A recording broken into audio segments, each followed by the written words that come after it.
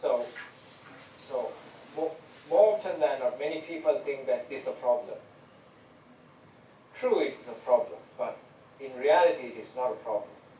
In reality, it is a symptom of a problem.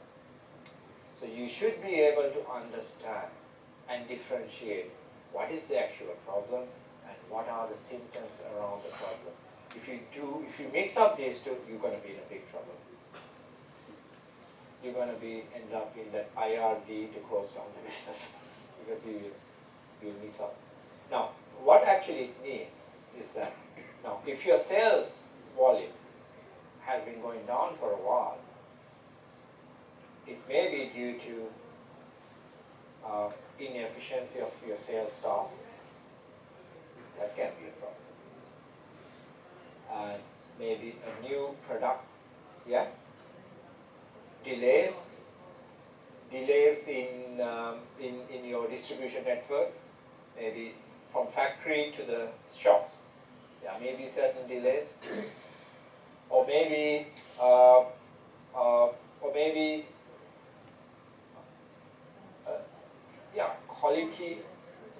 quality of the product in relation to the similar product in the market may perceive as inferior by the customers. Maybe a Fancl cream and Biotherm cream. I heard these names because my wife uses these names. So maybe these two, they look the same, yeah, but maybe they have some issue. One product has some superiority, unknown superiority than the other product. So your products, your sales are going down. Yeah, it's happening, but it's not the issue. It's a symptom of a bigger issue. Just like what we experienced in Sri Lanka some time back. We got a very high labor turnover. That's not the issue. The issue was that the single parents issue. So we need to be able to separate symptoms from the problem. And sometimes when you are actually involved in something, we tend to forget what is the symptom, what's the problem. In more often than not, we tend to look at symptoms as problems, and then we try to find solutions. And that's where what Albert Einstein said. Knowing the problem is more important than find the solution, because if you don't know the problem, well, you'll never be able to find the solution. It's as simple as that. So that's exactly what we need to do. So usually researchers, if the problem is very clear, and you see the problems and you see the symptoms very clearly, so then you go straight away. Symptom detection, analyze, look at the situation, and then you write the problem definition and the statement of research objectives you come up with based on the problem. So this defines your whole future direction of your research. Okay? Now, if it is just like the example I brought up, you're not really sure what is actually going on here. So in that case, you go back to one extra step. That means you conduct an exploratory research. In exploratory research, it's a research inside the research. But exploratory research is not a very long research. It's a very small research to clarify the thoughts and doubts you have. Yeah? And then you go back to the, like this, or you can go straight down. Depends on whether you are clear or not.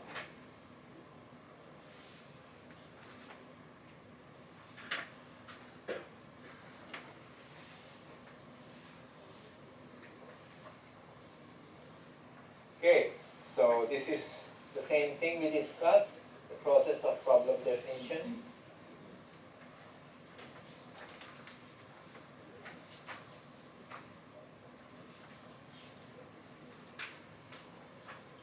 Just to add a little bit of more things to the same thing I told you. It can even be equated to this iceberg principle. I think you all know the iceberg, right? It's what happened to Titanic, right? You see a very small piece of ice on the sea. And the captain of the ship thought, okay, why not I can just go across it. But actually what you saw is just a tiny tip of a very big ice mountain in the ground. So that's again the issue, right? You see a little symptom, and underneath the symptom is the mega problem. So again, yeah, through this process that we discussed, we should be able to separate the real problem from its symptoms.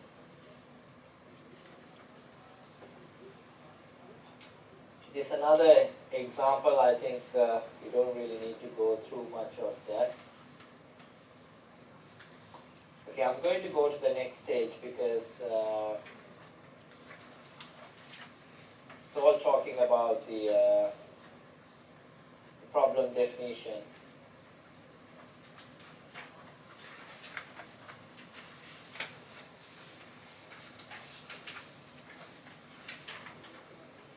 Yeah, this is again the same area.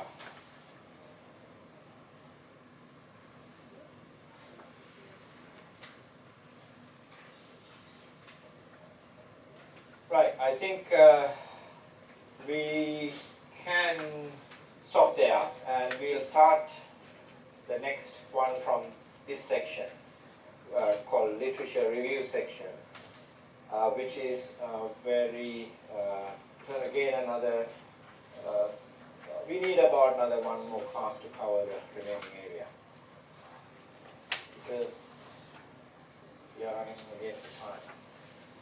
I think it's said that we started about 7:30 because of all sort of equipment issues. We started about 7:40, I think. No, about, yeah, 7:45, yeah. We lost about 15 minutes. But yeah, so this is another important area because you know that in your research you need to write 15,000 words, right? So if you go through the major topics in a dissertation, you have research question, or that means the topic, and then you have inside the topic area, so you have the topic line and objectives and all that, and then the second major topic in your dissertation is the literature review, and the third one is the methodology, and the fourth one is the finding and conclusions. Okay, so and the last one, of course, the you know, references and all these things. Now, what happens is that you really can't write much in your finding and analysis because that's where you describe your findings, or you can't really write much in your conclusion. In my past experience, the major component in terms of number of words is the literature review. In a 15,000 word dissertation, literature review generally takes up to about 8,000 to 9,000 words. And the rest of the work, that means you're talking about describing your methodology, describing your finding and analysis, and writing the conclusion and all these parts. That takes only about 6,000 words. So literature review is a very, very important section. And when we are doing the marking, I'm not doing your marking, okay? But because I'm not a marker in BNU, but I have been a marker for MBA level work for so many other UK universities and Australian universities. So I know how the marking structure works. So in your marking structure, this particular area takes the highest marks.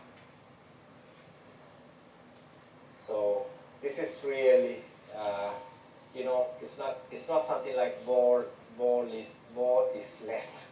It's more is more. This one. If you write more, you really get good grades. Because when you are now your proposal, you need about at least 10 to 12 references, okay, at least, okay. But in your final dissertation, you need a lot of references. I think at least to get a pass, you need about 50. I'm talking about just passing, okay? About 50. That means you just get a pass, no more than that. But I know some students, those who get very good grades. I supervised a student sometime back, last semester. And this guy, he's a Hong Kong Chinese person. He's he's in finance industry too. It's a very serious, and that was his second master degree, by the way. His reference list is about this thick. He really engaged. It spent about 9 months to complete. He made a good balance of enjoying life as well as doing his studies, working his company quite well. So yeah, so this area is a very huge area, so we need to get to write a lot. So that's why I said, even if you have like 1 year to complete, if you are doing it in a, if it's your expectation to get at least more than a pass, you probably need to put some effort into that. Even if you want to get a pass, you need about 50 references.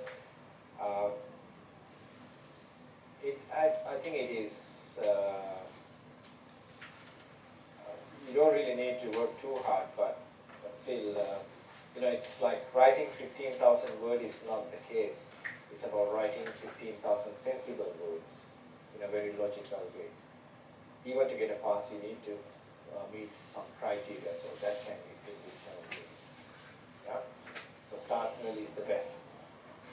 Right, now we are going to meet up in the next class, which Vivian would get back to then. Yeah, maybe I'll work to you with the email because I need to check the schedule of the classroom. Yeah. Yeah.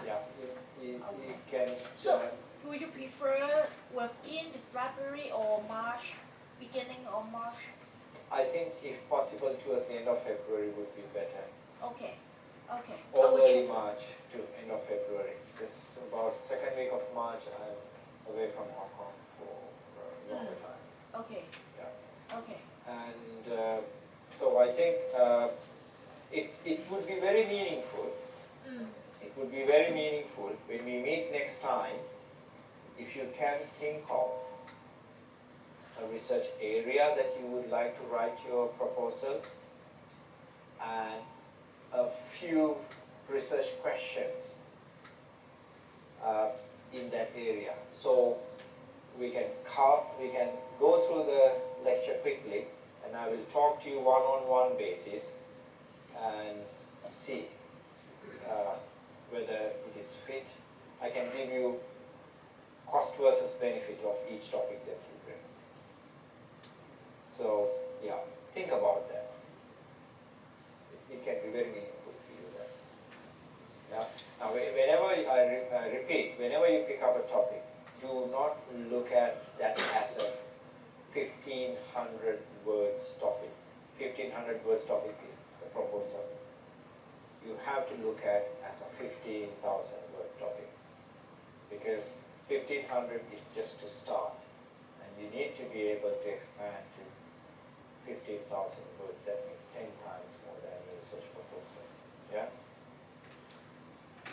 Okay. Good.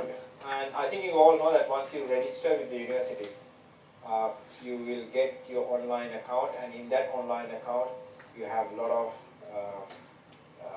there's an online library, yeah, that has millions of articles for you to do the referencing.